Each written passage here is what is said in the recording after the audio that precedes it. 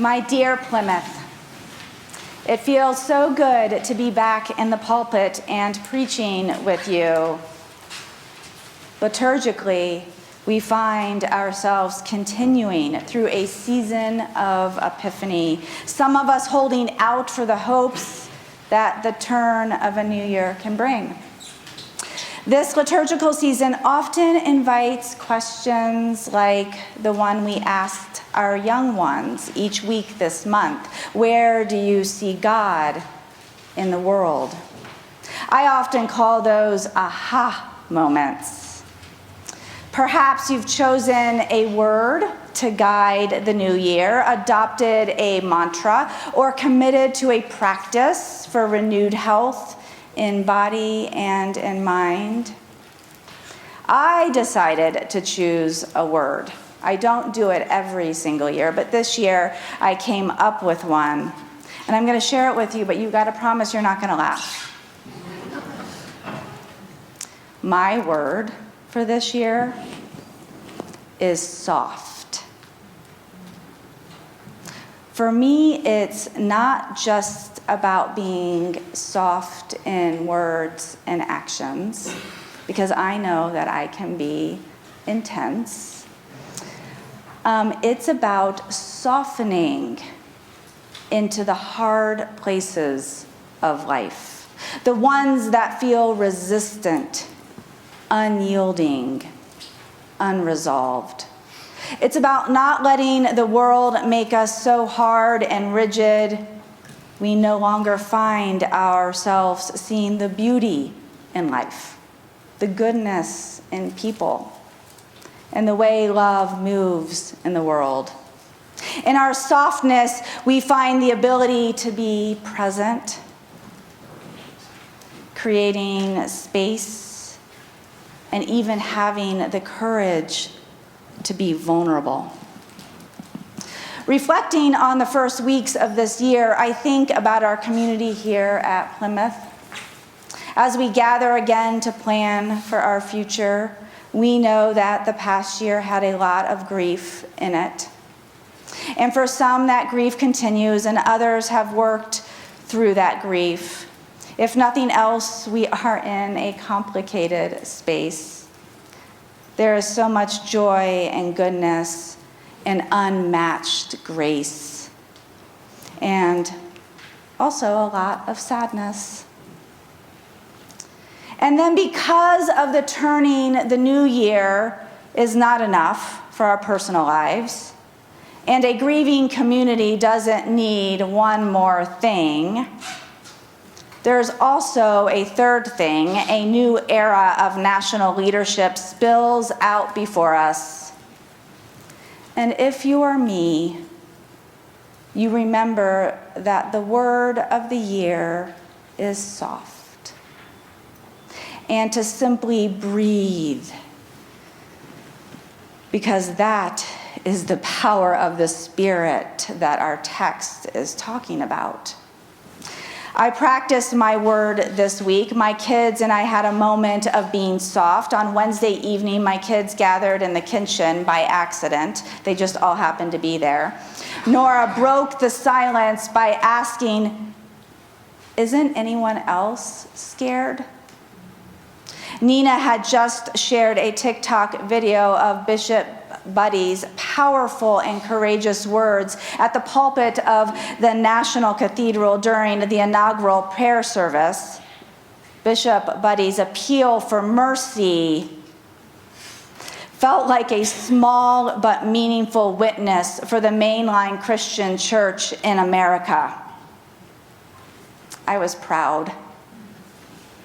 And from there, we started telling stories there in our kitchen, personal ones, stories about our transgender friends in the military, stories about the immigrants Nicholas works with, stories that wandered and didn't always have a destination. And yet, in the telling, we laughed.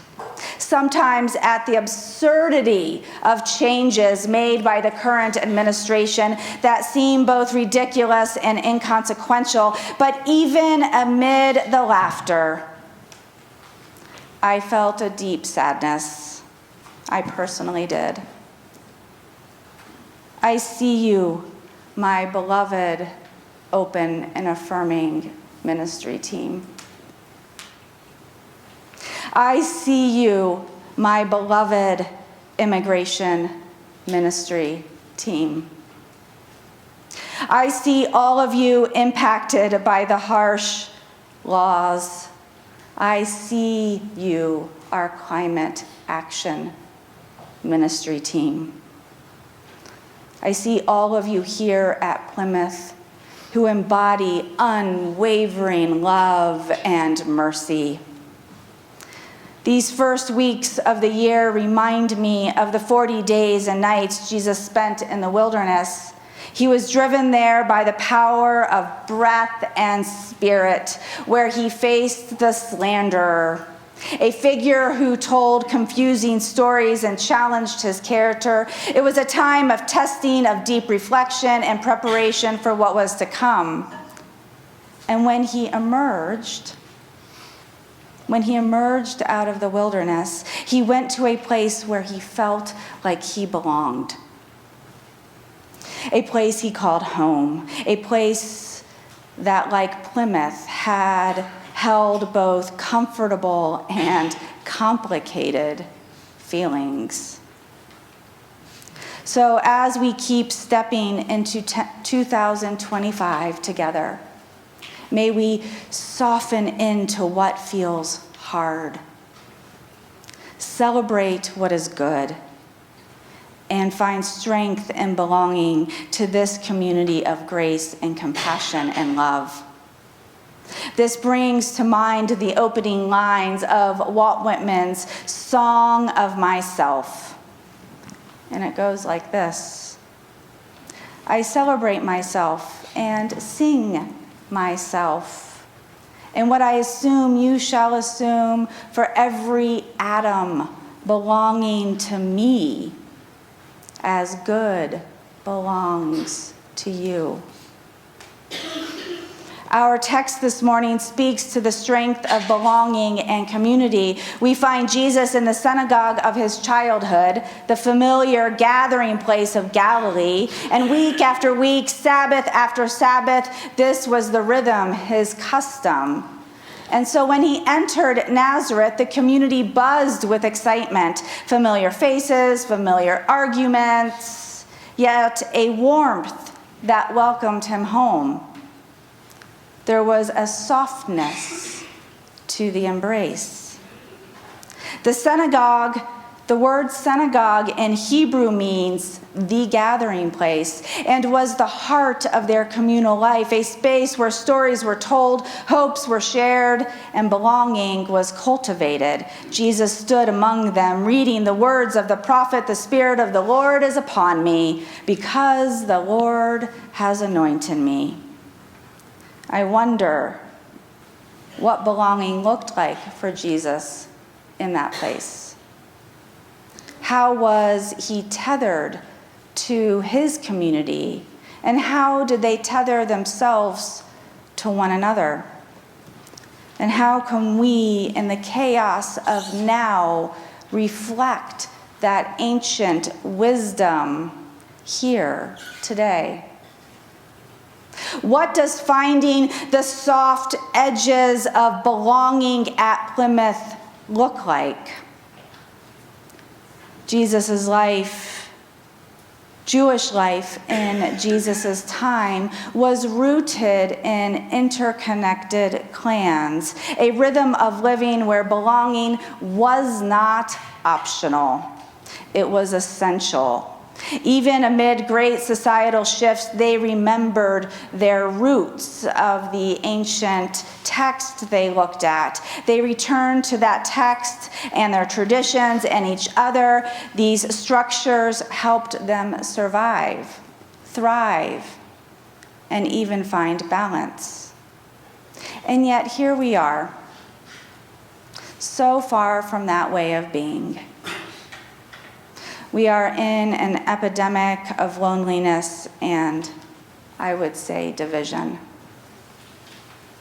I have learned that young adults are the loneliest group in our nation and struggle to find meaningful connections. systems have failed them. I also know that young adults are not the only group who struggle to find safe places to be. Seniors are not far behind in being the most lonely. Loneliness weighs heavy, and its effects are as harmful as smoking 15 cigarettes a day. The consequence of disconnection ripple through our bodies and our minds and our communities. So what truly matters in this moment? How do we not let the world and the loneliness and the stress harden our hearts? How can we help our hearts stay soft for each other? This week, it mattered to sit in my kitchen with my kids and to hold space for their questions and their fears and their stories. To remind them that they belonged. That in this new town, the place where they did not grow up, they were not alone. What also matters is what we can learn from the ancient text and the faith of Jesus and his community. How can we seriously apply that practice in this time of division? I envision us as a community of soft welcomes.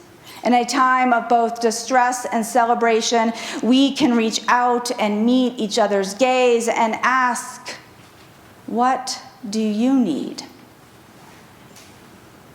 I see Plymouth leading the way in building a community that uplifts the vulnerable, a place where everyone feels safe and seen and loved. Together, we can explore what it truly means to create such a space and invite all to share their gifts wholeheartedly. For every atom belonging to me, as good belongs to you. As we enter this new year, each of us carrying hopes, maybe a guiding word, and perhaps even resolutions that may feel impossible to follow. I find myself wondering about healing and wholeness within this gathering place. I wonder about a sense of belonging for every one of you. I wonder about belonging for our children and for the most vulnerable in Fort Collins. In Nazareth, on that day, Jesus returned to the place where he was tethered, the synagogue, the gathering place, and they welcomed him. This radical, outspoken young man stood among the people who knew him, who raised him, who helped keep his heart soft. And he was refreshed from being baptized in the waters of the Jordan and spending 40 days and nights in the wilderness. I bet when he returned to that gathering space, it all sounded so crazy to the people of Nazareth. And yet, with all its traditions and structure of that community, they invited him to stand among them, place him in the center, to read from their sacred Torah. This moment was not about celebrating the return of a hometown hero or even individual achievement. It had nothing to do with that. It was about the collective. Their survival depended on the reciprocity of each member. We are asked to give to community as much as it gives to us. His survival also depended on the collective, and he knew it. Even if the ideas Jesus brought with him seemed unconventional and as he spoke about reformation of their religious tradition, because that's what he wanted to do, they still allowed him space to share. I can imagine this change was the last thing they wanted to hear. What complicated this moment for Nazareth community was. How complicated, oh my gosh. Jesus could not stay, though. He could not stay in that community to weave his gifts into the fabric of their shared life. His departure brought grief and longing for his presence and contributions. This story of Jesus in his hometown has many layers and perspectives. But what I love most of all is that it was the very first place he went after his time in the wilderness, after his call by God. He knew he needed that soft embrace of his people. He needed, even for just a day or two, the feeling of belonging. After all he had been through, his heart needed a reminder of that belonging. Kim Samuel, in her book on belonging, Finding Connection in the Age of Isolation, offers a framework for creating and sustaining belonging. And she highlights 4 essential elements: people, place, power, purpose. People, place, power, purpose. People, belonging is most visible in our relationships, our connections with each other.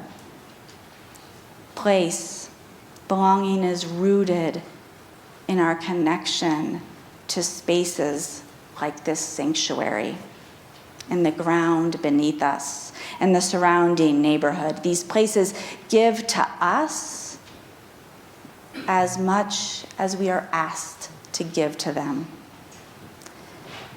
Power. Belonging is fostered through our ability to make choices, to shape our circumstances, and to collectively determine our shared future. And purpose. Belonging is discovered through creating meaning together, through sharing each of our unique gifts with one another, and having personal vision. We know that creating community and cultivating belonging is not easy. There are moments when trust and respect and reciprocity break down. And yet this work is sacred. So today, at this annual meeting Sunday, I invite us, dear Plymouth, to think about that sacred work. How can we as a community help keep each other's hearts soft as a way of both resisting the harshness of the world and as a way to make this place one that says to each other, I see you and I care about you. In this context of now, let us ask each other, what do you need to feel safe and whole right now? The people in this space right now. What matters most to you at this moment? Where do you feel disconnected? And how can we bridge the gap together? To see each other and care about each other. Acknowledge pain, hold space for lots of answers, and extend the hand of belonging. Because it's not about fixing, it's about being present.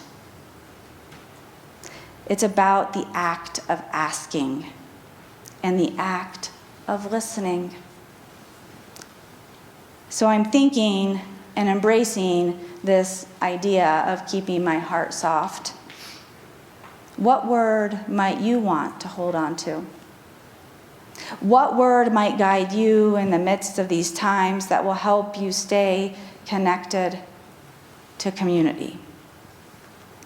Will help you do the sacred work? Will help build the community the world desperately needs right now? Amen.